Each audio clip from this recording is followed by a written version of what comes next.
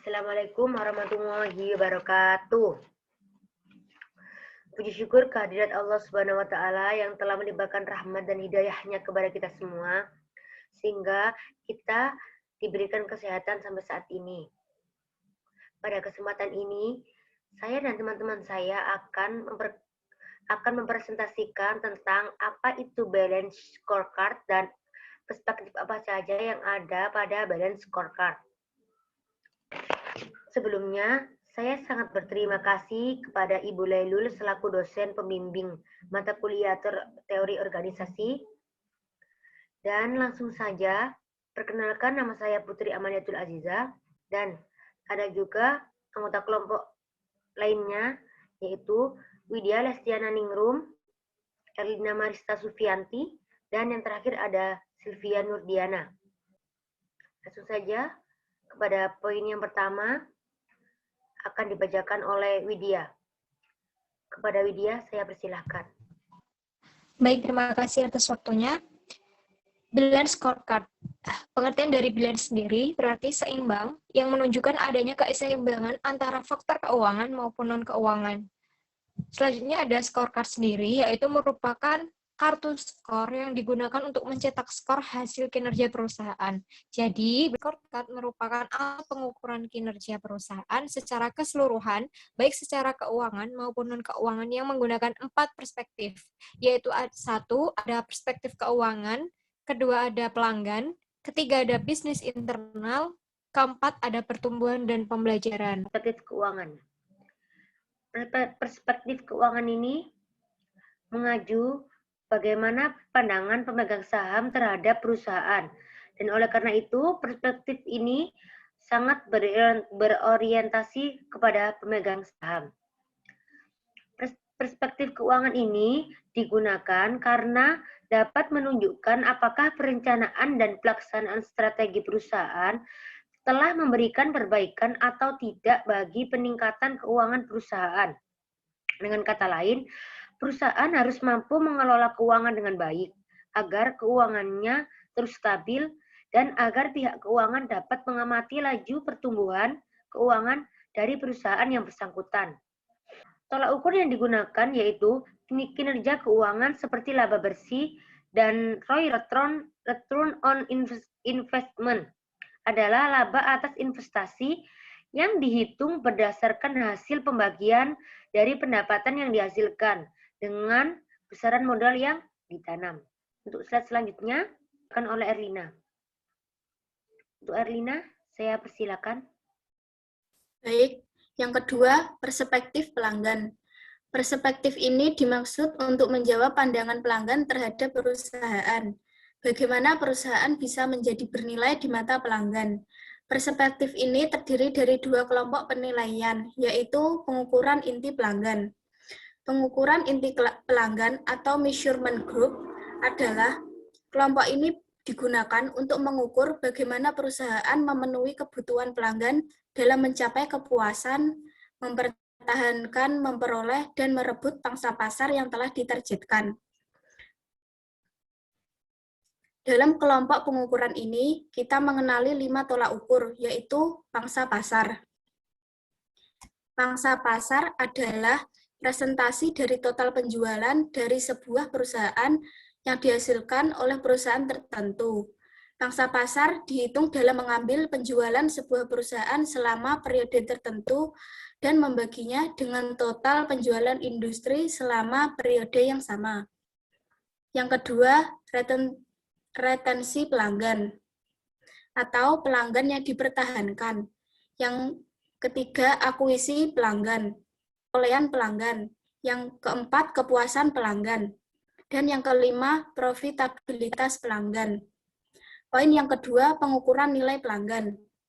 Pengukuran nilai pelanggan adalah kelompok pengukuran ini digunakan untuk mengetahui bagaimana perusahaan mengukur nilai pasar yang mereka kuasai dan pasar yang potensial yang mungkin bisa mereka masuki. Pengukuran ini terdiri dari 3, yaitu produk atau service, yang meliputi fungsi, harga, dan kualitas produk. Yang ketiga, konsumen atau relationship, yaitu hubungan dengan pelanggan yang meliputi distribusi produk kepada pelanggan termasuk respon dari perusahaan waktu pengiriman. Yang ketiga, image atau reputasi yang menggambarkan faktor intangible bagi perusahaan untuk menarik pelanggan yang berhubungan dengan produksi perusahaan tersebut. Terima kasih untuk Erlina. Slide selanjutnya akan dibacakan oleh Sylvia Nurdiana. Kepadanya saya persilakan. Baik, yang ketiga yaitu perspektif proses bisnis internal. Perspektif ini berbicara mengenai keunggulan yang dimiliki perusahaan. Scorecard dalam perspektif ini untuk mengetahui seberapa baik rencana yang dijalankan dan apakah produk yang ditawarkan sesuai dengan spesifikasi pelanggan.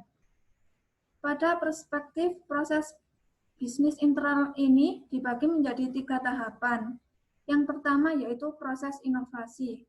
Proses inovasi adalah menggali pemahaman tentang kebutuhan pelanggan dan menciptakan produk yang dibutuhkan. Yang kedua yaitu proses operasi. Proses operasi adalah proses pembuatan produk atau jasa. Pengukuran kinerja waktu, kualitas. Pengukuran kinerja yang terkait adalah pengukuran efisiensi waktu, kualitas proses produksi, serta efisiensi biaya.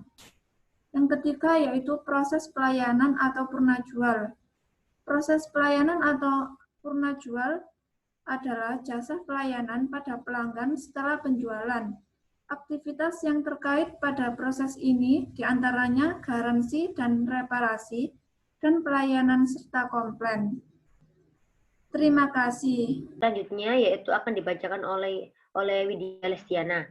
Baik, yang keempat adalah perspektif pembelajaran dan pertumbuhan. Dibungkus pada SDM, yaitu sumber daya manusia, terdiri dari kapabilitas karyawan, kapabilitas sistem informasi, dan ketiga ada motivasi.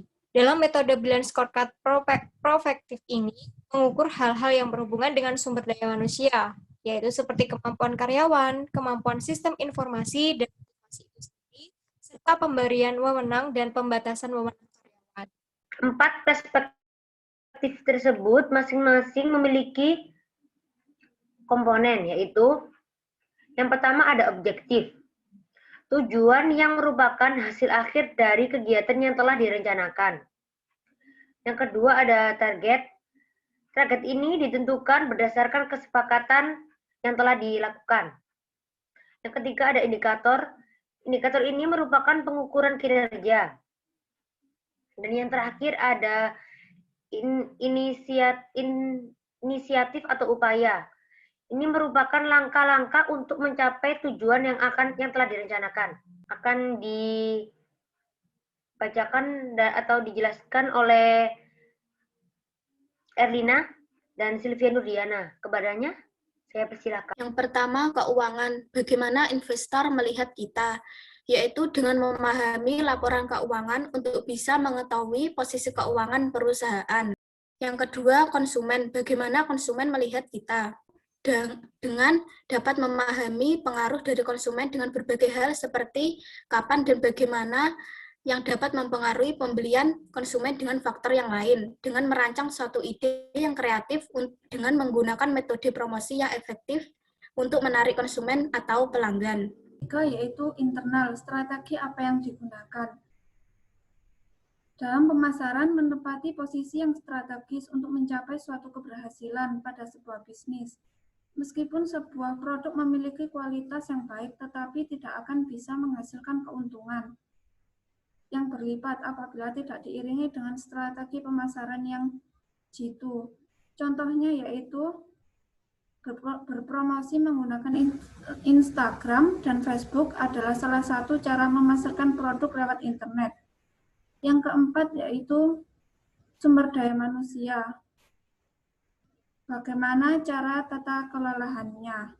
Baik, untuk kesimpulannya dari Brilliant Scorecard sendiri, penggunaan Brilliant Scorecard pada organisasi dan bisnis dapat menciptakan strategi dan memaksa tim eksekutif untuk berpikir keras tentang hubungan antara tujuan strategis, inisiatif, dan metrik yang diperlukan untuk membantu keberhasilan atau tindakan utama maupun menentukan keberhasilan aktual, yaitu tindakan yang berkelanjutan.